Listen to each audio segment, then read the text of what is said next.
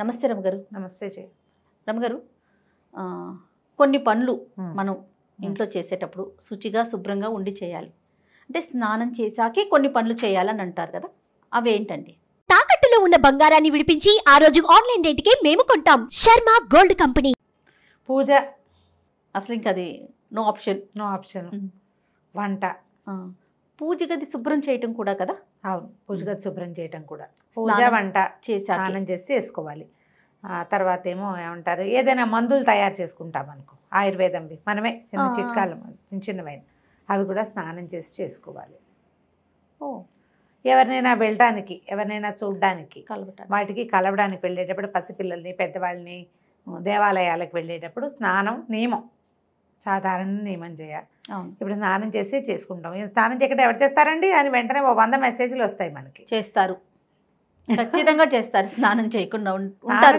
ఎవరింటికైనా వెళ్ళేటప్పుడు స్నానం చేయకుండా వెళ్ళకూడదు. పూర్వకాలంలో ప్రయాణాలకి బయలుదేరేటప్పుడు కూడా స్నానం చేసి బయలుదేరమని ఒక నియమం ఉండేది. సాయంకాలం బయలుదేరితే అక్కర్లేదు, కానీ ఉదయం నిద్ర లేచాక ప్రయాణం అయ్యేవాళ్ళు ఇంట్లో నీళ్ళు పోసుకుని వెళ్తే మంచిది. అట్లా వెళ్ళేవాళ్ళు కాదా రమ్మగారు? అట్లా ఉండేదా? అంటే వెళ్ళేవాళ్ళు, అలా చేసేవాళ్ళు. తప్పకుండా స్నానం చేయాలి. ఇప్పుడు ఏముంది, పొద్దున్నే కారు ఎక్కేస్తాం, పిల్లలు పాచమహాలతో ఎక్కేస్తారు, వెళ్ళాక అక్కడ ఎక్కడో చేస్తాం స్నానం కదా, అలా చేస్తాం కదా. చెయ్యవు రమ్మగారు, నువ్వు చెయ్యవు, చేసే వెళ్ళాలంతే. అదే ఏమైనా సరే, అంతే ఏమైనా సరే మా నియమం, మేము దీపారాధన చేసే వెళ్ళాలి అంతే. ఖచ్చితంగా స్నానం చేయాలి, దీపం పెట్టాలి. వీరుగా కూడా తీయం కదా రమ్మగారు కదా. అవును.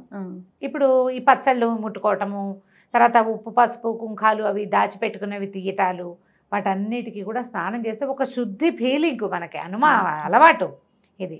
ఇప్పుడు స్నానం చేయకుండా వంట చేసేవాళ్ళు లేరా అంటే బోల్డ్ మంది కొల్లలు ఉన్నారు. అవును.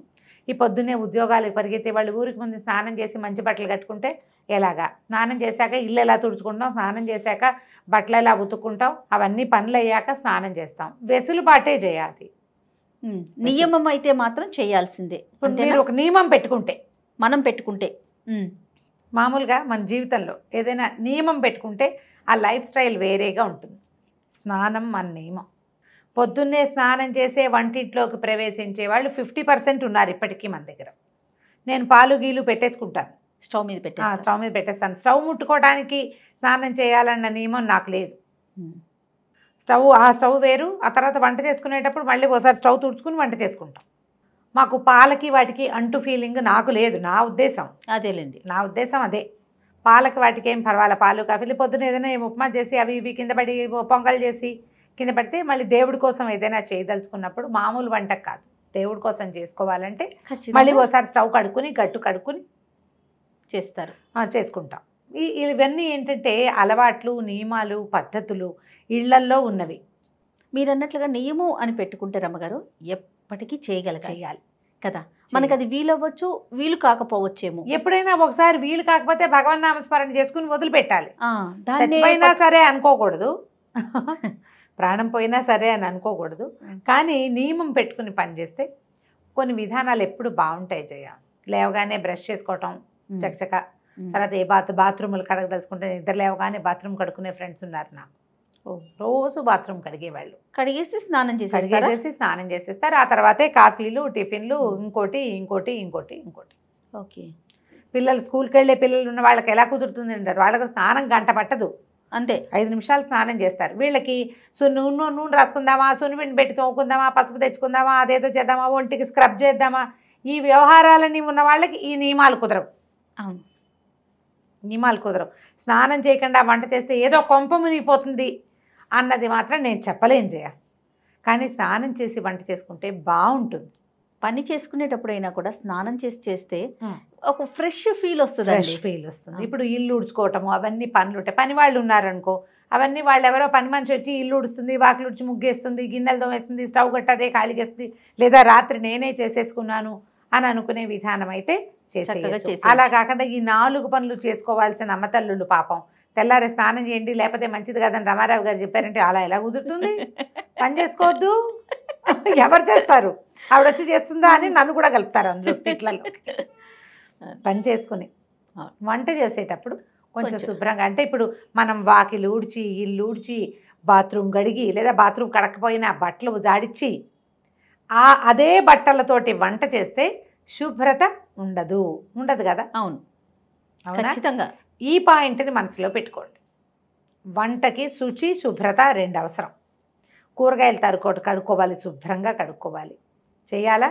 మరి అది వంట దగ్గర నుంచుంటాం, గట్టు గట్టు మన బట్టలు నిన్న రాత్రి మన సాయంకాలం వేసుకున్నవి అలాగే పడుకుని లేస్తాం. కొంచెం చిన్నపిల్లలు ఉన్న వాళ్ళు అయితే మధ్యలో పిల్లలు పిసులు పోసే వ్యవహారాలు కూడా ఉంటుంటాయి. బాత్రూంలోకి వెళ్తాం, పిల్లల బాత్రూంలోకి వెళ్తాం, మన కోసం బాత్రూంలోకి వెళ్తాం. కొంచెం చిన్న వయసు వాళ్ళైతే రాత్రి భర్తలతోటి ఉంటారు. ఇది తప్పని వ్యవహారాలు కదా ఇవన్నీ. జీవితంలో రకరకాలు ఉంటాయి, వాటి అన్నీ ఉండాల్సింది. ఈ తెల్లారు లేచాక మీ పై పనులన్నీ చేసుకుని వీటి అన్ని చోట్ల నుంచి మీ మీద పడినటువంటి రకరకాల సూక్ష్మక్రిములతోటి మీరు వంట చేయొచ్చా? ఇది మన క్వశ్చన్. చేస్తే ఆ వంట శుచిగా శుభ్రంగా ఉంటుందా? ఇది మీకే క్వశ్చన్. అంతే. చేయొద్దు అని నేను చెప్పట్లేదమ్మా, ఆలోచించుకుని చేయండి అని మాత్రం చెప్తా. మనం ఏం పని చేసాం దాని ఎఫెక్ట్ మనం వండే వంట మీద ఉంటుంది. కాబట్టి స్నానం చేసి వంట చేసుకుంటే బాగుంటుంది. ఓకే. హెల్త్కి ఇంకొంచెం ప్లస్ పాయింట్, మనం ఒక్క పాయింట్ వేసిన వాళ్ళం అవుతాం. చేతులు శుభ్రంగా ఉంటే మనం ముంజేతుల మీద ఏ మురికి ఉంటే కడుక్కుంటాం కదండి అంటారు. అయినా కొంత క్యారీ చేస్తాం. స్నానం చేసేసరికి ఏమవుతుంది, వేడి నీళ్ళు సన్నీళ్ళు సబ్బో సున్నిపిండో వేసి తోముకుంటాం. మనకు కూడా ఒక ఫ్రెష్ ఫీల్ ఉంటుంది. చేసే వంట శుద్ధంగా ఉంటుంది. వండిన దానికి ఆ దేవుడి దగ్గర పెట్టడానికైనా బాగుంటుంది. స్నానం చేయకుండా వంట చేశాను, ఆ పదార్థం దేవుడికి ఎలా పెట్టను అని అనిపించవచ్చు. మేమందరం స్నానం చేస్తాము, స్నానం చేసే వంట చేస్తామంటే ఒక 250 అయినా వస్తాయి. మిగిలిన వాళ్ళల్లో కొంతమంది చేస్తే బాగుంటుంది ఇప్పుడు చెప్పింది కదా అని ఇంకో 250 మంది ఫాలో అవుతారు. గాడిద గుడ్డు అని రాసేవాళ్ళు కూడా ఉంటారు. ఇవన్నీ కూడా ఏంటంటే మనకి పాతకాలం నుంచి పెద్దవాళ్ళు చెప్పేవి మనకి ఎప్పుడు ప్లస్సేనమ్మా. కుదిరితే వేసుకో, కుదిరినప్పుడు వేసుకో, కుదుర్చుకో, ట్రై చేయండి. ఇప్పుడు నిన్నటి దాకా మనం చాలా తీవ్రమైన పరిస్థితుల్లో ఉన్నాం. ఇవాళ కొంచెం రిలాక్స్ అయ్యాం.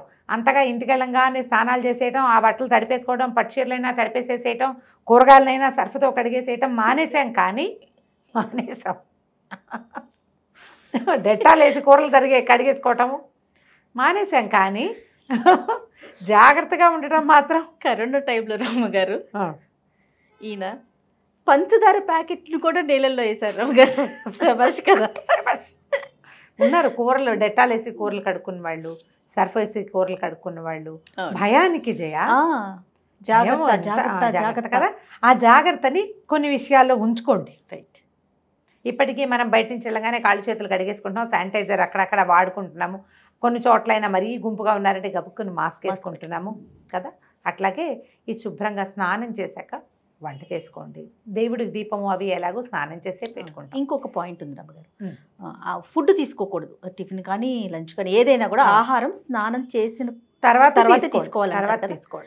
ఏమండి ఏమన్నా అంటే సంబంధించి ఏమన్నా ఉన్నాయా రమ్మగారు? చెప్దాం. స్నానం చేసేటప్పుడు స్నానం చేయగానే ఏమవుతుంది, ఒళ్ళు చల్లగా అవుతుంది కదా. ఆహారం వేసుకునేసరికల్లా మొత్తం ఫుడ్ని అరగదీయటం కోసం రక్తం అంతా పొట్ట వైపుకి పరుగుదీస్తుంది. టిఫిన్ తిని స్నానం చేశారనుకో డైజెషన్ పాడవుతుంది. స్నానం చేశాక తీసుకునే ఆహార స్వీకారంలో పొట్ట సక్సెస్ఫుల్గా పనిచేస్తుంది. మనం అరుగుదల కోసం మనం చూడండి, చంటి పిల్లలకి పొట్ట నిండా పాలుండి నీళ్ళు పోసి అంటే బళక్కమని కక్కేస్తారు. కాసిన పాలు ఇచ్చి అంటే ఆకలి పొట్టతోటి నీళ్లు పోయకూడదు, కడుపు నిండా పాలు ఇచ్చాక నీళ్లు పోయకూడదు. 2 నియమాలు ఉంటాయి. కాసిన ఇవ్వాలి, కొద్దిగా పాలు బట్టి నీళ్లు పోస్తాం. పిల్లలకు కూడా స్నానం చేయించి టిఫిన్ పెడతాం, అవునా కాదా? అవునండి, అవును. అదే నియమం మనకు కూడా ఉంచుకోండి. ఇంకా కొంచెం పెద్ద ఏజ్ మేనపాజ్లు అవి వస్తాయి ఆడవాళ్ళకి, డైజెషన్ ప్రాబ్లమ్స్ చాలా వస్తాయి. వీళ్ళు స్నానం చేశాకే టిఫిన్ తినటం మంచిది. టిఫిన్ తిని వెంటనే నీళ్ళకి వెళ్ళపోకండి, అది మంచిది కాదు. ఎందుకంటే మనం ఏం చేస్తాం, నీళ్ళతోటి బాడీ బ్లడ్ ప్రెషర్ ఈ సర్క్యులేషన్లో ఇవి మార్చేస్తాం. స్నానం వల్ల ఒళ్ళంతా తోముతాము, నీళ్ళు పోసుకుంటాం, వేడిపో చల్లబో ఏవో పోస్తాము, బాడీ చల్లబడుతుంది. అవును. మనకు కావాల్సింది ఏంటి, పొట్టలో హీట్ ఉండాలి. ఆ వేడే కదా మీకు ఆ అన్నాన్ని కరిగించేది ఫుడ్ని. ఇప్పుడు అన్నం కాదండి, టిఫిన్ ఏంటి 4 ఇడ్లీలైనా తింటాంగా.